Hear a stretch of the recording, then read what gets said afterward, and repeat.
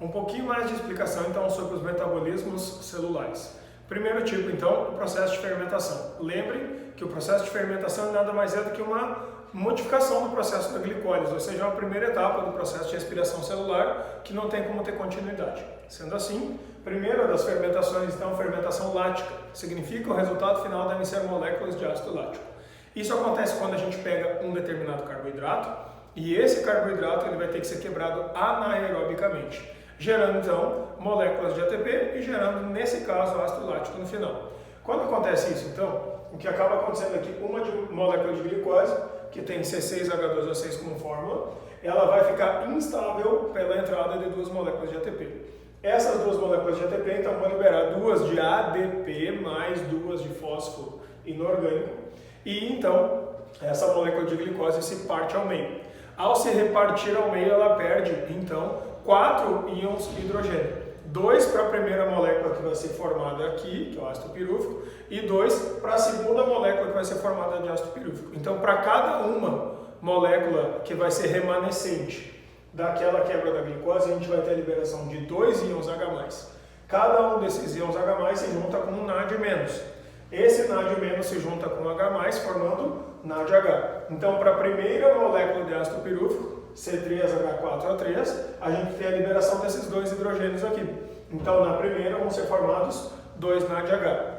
Com essa molécula aqui, se a gente tivesse sequência para uma glicólise de respiração celular, a gente já usaria os hidrogênios dentro da mitocôndria. Mas, quando a gente não tem, isso vai proceder como uma fermentação lática. O que vai acabar acontecendo é que nós vamos pegar cada um desses dois hidrogênios e vamos recuperá-lo, tudo pela ação enzimática, na molécula de ácido pirúvico, somando eles de volta. Então vai ficar agora C3H6O3. Então nós vamos formar uma molécula de ácido lático, ou lactato.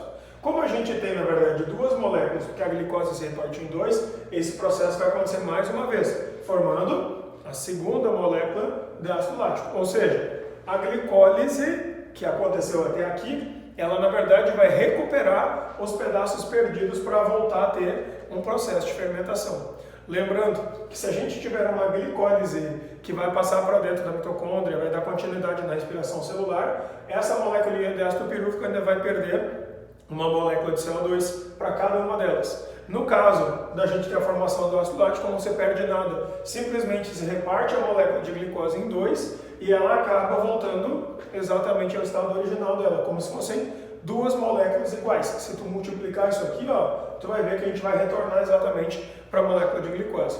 Então, quando a gente libera os hidrogênios de volta para juntar com o ácido pirúvico, essa energia da quebra, da separação dos hidrogênios do NADH vai abastecer uma enzima chamada ATP sintetase ou ATP sintase, que monta os ATPs de novo. Como a energia é grande, a gente vai ter então 4 vezes isso acontecendo, porque são duas moléculas, então vai ser 2 hidrogênios para a primeira e mais 2 hidrogênios para a segunda. Para cada um desses hidrogênios liberados, vai ser formado um ATP. Portanto, um hidrogênio, um ATP. 2 hidrogênios, 2, 3, os 4 ATPs. Finalizando então a primeira etapa com 4 ATPs fabricados e com 2 moléculas de ácido lático. No segundo tipo de fermentação, então, a fermentação alcoólica, o que a gente vai ter agora é a degradação da glicose, feita por fungos, especialmente o fungo Saccharomyces, mas também pode existir outros tipos de fungos e também, eventualmente, algum tipo de bactéria. Mas o resultado final que nos importa. O resultado final da fermentação alcoólica não é mais um ácido lático, é sim uma fermentação de um tipo de molécula com terminação OH, é um álcool. Nesse caso em especial, quando a gente quebra, por exemplo, a molécula de glicose, mais uma vez, inicia como se fosse uma glicólise simples. Entram 2 ATPs, esses 2 ATPs são os que vão deixar a glicose instável, ela vai se fragmentar em 2 pedaços iguais. Então libera 2 ADPs da própria molécula de ATP degradada, saem 2 H+ para cada fragmento da glicose. Então, para um dos ácidos pirúvicos, 2 H+, e para o segundo ácido pirúvico, mais 2 H+. Com esses, nós vamos formar para cada molécula de ácido pirúvico, de novo, 2 NADH, e depois, para a segunda molécula, mais 2 NADH. Esses 4 hidrogênios que são liberados vão ser aqueles que vão ser os formadores dos 4 ATPs, então, nesse primeiro processo. Mas, os fungos, eles têm uma enzima diferente. uma enzima que recolhe aqueles íons H+, que tinham sido transformados em NADH, e esses H+ vão abastecer a ATP sintetase. E aí a enzima pega esse ácido pirúvico reconstruído, agora com seus hidrogênios de volta, e acaba roubando 2 moléculas de CO2. Quando ele remove 2 CO2, ele acaba deixando sobrar 2 moléculas de C2H5OH, ou seja, 2 moléculas de álcool etílico, ou popularmente chamado de etanol, que é o álcool convencional que a gente usa para combustível de carro, por exemplo.